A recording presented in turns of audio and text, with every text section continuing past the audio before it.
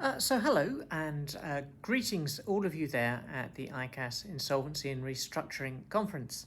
I hope you're having a very useful time, making some good connections, getting some good CPD done, learning some new things, coming up with some good ideas. I'm sorry we can't be with you today in person. I'm out at the International Association of Insolvency Regulators conference, which unfortunately clashes this year. I should also say I am appalling at the use of this technology. So this is my fourth attempt to record a piece for you, and every time I do it, it's getting shorter. So some of you may think that's a very good thing. The first version of this was about 20 minutes. I'll now see if I can get it down to about 5 or 6, but we'll see. I would really like you to think and come up with suggestions for me on 3 questions. And if you have thoughts or comments on those 3, give me a ring, drop me an email, invite me to come and just talk to you in person, and we'd be delighted to do that. So the first of the 3 things is the role of the private trustee. Before you get too shocked and too excited, where I'm coming from is that all of last year there were only 170 private trustee appointments in bankruptcy in Scotland. And that is not enough to keep many of you in business. We are beginning to see cases where it looks like IPs have not really had enough experience recently to meet all the requirements the way we would necessarily expect. So 170 cases probably isn't enough to keep many firms and IPs going. It's probably not enough to give people enough experience on a regular basis to get things right easily. I think we are all expecting case numbers to go up, but not necessarily very quickly, and the type of cases that have been coming through are ones with very little in them, and therefore probably not very attractive. So does that cause concerns? Is there anything we should be thinking about that gives us pause for thought about the role of the private trustee in bankruptcy? Or is there more we can be doing to make sure more cases are around, or that IPs get more chance to have a wide range of experience, particularly for the new IPs? I suspect all of you there in the room or listening to this have got plenty of experience in your back pockets, and you know very well what you're doing.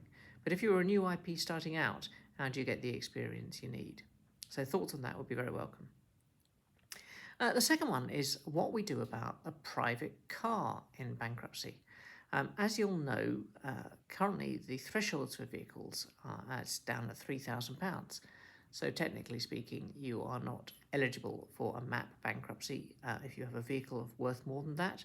And if your vehicle is worth more than that in a full administration bankruptcy, your trustee should at least be thinking about realising that asset.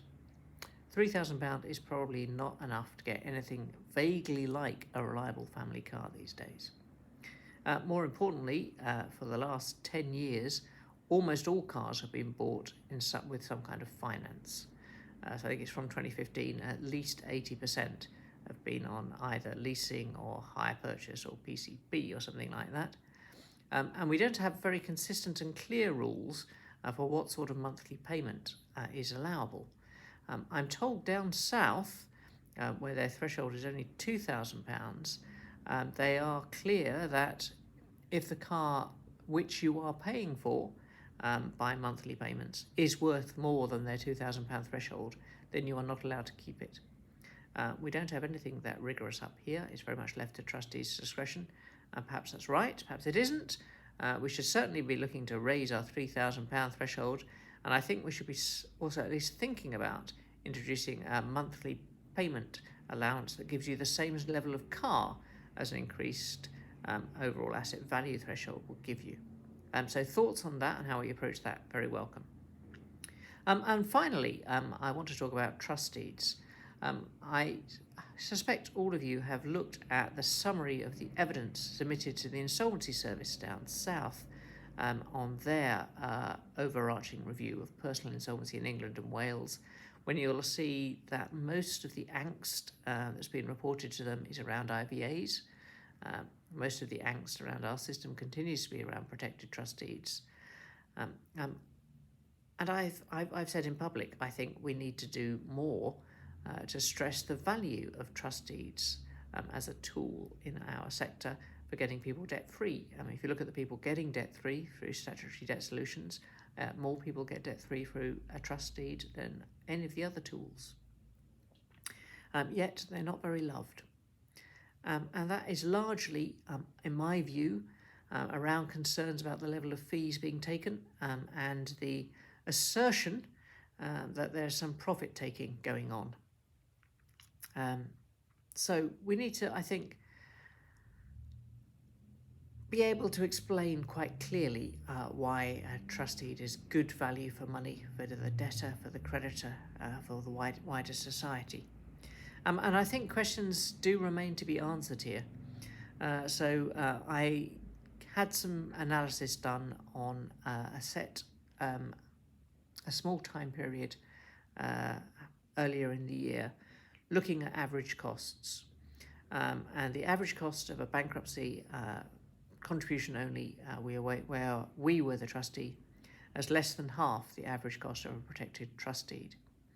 And it may be that the explanation for that is fully the regulatory costs of running a trust deed. You know, my fees are a big chunk of those costs. There may be other things in the regulatory process which make it more expensive. But if so, we need to be able to explain what those are. Otherwise, the assumption that a trust deed is in some sort of sense a private sector bankruptcy might lead to the assumption that the costs should be roughly the same for running the two products. Your thoughts on that, very welcome. I have to say those numbers don't go all the way. If you look at bankruptcies with a private trustee, which are contribution only, they come in twice as expensive as the average trust deed. That's interesting.